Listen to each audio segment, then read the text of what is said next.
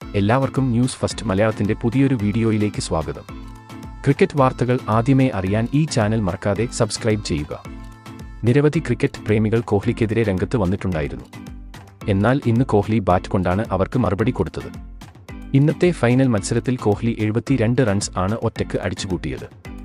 ഇന്ന് ആഫ്രിക്കയ്ക്കെതിരെ കോഹ്ലിയുടെ ഒറ്റയാൾ പോരാട്ടം ആണ് നമുക്ക് കാണാൻ സാധിച്ചത്. ഇന്നത്തെ man of the match award കോഹ്ലിക്ക് ലഭിച്ചു. ഇന്നത്തെ man of the match award വാങ്ങി വിരാട് കോഹ്ലി പറഞ്ഞത് ഇങ്ങനെയായിരുന്നു: എനിക്ക് ഒരുപാട് സന്തോഷമുണ്ട്. ഇന്നത്തെ മത്സരത്തിൽ തിളങ്ങാൻ പറ്റുമെന്ന വിശ്വാസം എനിക്കുണ്ടായിരുന്നു. ഫൈനൽ മത്സരം ആയതുകൊണ്ട് തന്നെ എനിക്ക് സമ്മർദ്ദം ഉണ്ടായിരുന്നു. ഇന്നത്തെ മത്സരത്തിൽ മികച്ച ഒരു ഇന്നിംഗ്സ് പുറത്തെടുക്കാൻ സാധിക്കുമെന്ന് ഞാൻ കരുതിയിരുന്നില്ല. മികച്ച ബൗളിംഗ് യൂണിറ്റ് സൗത്ത് ആഫ്രിക്കയ്ക്കുണ്ട്.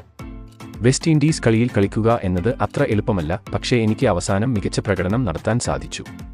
ഇന്നത്തെ മത്സരത്തിൽ മാൻ ഓഫ് ദി മാച്ച് അവാർഡ് കൂടി കിട്ടിയപ്പോൾ എനിക്ക് വളരെ അധികം സന്തോഷം തോന്നുന്നുണ്ട്. സൗത്ത് ആഫ്രിക്കയും ഇന്ന് മികച്ച കളിയാണ് പുറത്തെടുത്തത്. പക്ഷേ ഇന്നത്തെ വിജയം ഞങ്ങൾക്ക് അനിവാര്യമായിരുന്നു. ഇന്നത്തെ എൻ്റെ ഈ അവാർഡ് ഞാൻ സഞ്ജുവിന് വേണ്ടി ഡെഡിക്കേറ്റ് ചെയ്യുന്നു. കാരണം ലോകകപ്പ് ടീമിൽ ഉൾപ്പെടുത്തിയിട്ടും അവന് അരങ്ങേറ്റം കുറിക്കാൻ സാധിച്ചില്ല. അതുകൊണ്ട് ഈ അവാർഡ് അവനുള്ളതാണ്. അവൻ മികച്ച കഴിവുള്ള താരമാണ്. അവൻ ഒരു അവസരം കിട്ടിയിരുന്നെങ്കിൽ അവൻ തകർത്തടിക്കും എന്നത് ഉറപ്പായിരുന്നു.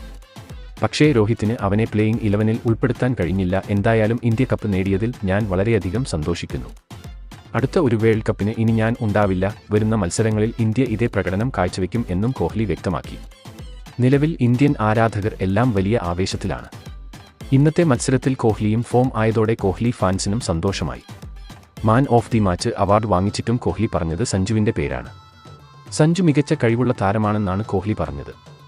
ഈയൊരു വേൾഡ് കപ്പിൽ സഞ്ജുവിന് അവസരം കിട്ടിയില്ലെങ്കിലും വരാനിരിക്കുന്ന മത്സരങ്ങളിൽ സഞ്ജു ഇന്ത്യൻ ടീമിന്റെ ഭാഗമാകും എന്നത് ഉറപ്പാണ്.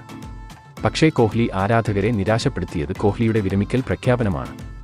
എന്തായാലും രോഹിത്തിന്റെ ക്യാപ്റ്റൻസിൽ ഇന്ത്യ വീണ്ടും ഒരു വേൾഡ് കപ്പ് കിരീടം സ്വന്തമാക്കിയിരിക്കുകയാണ്.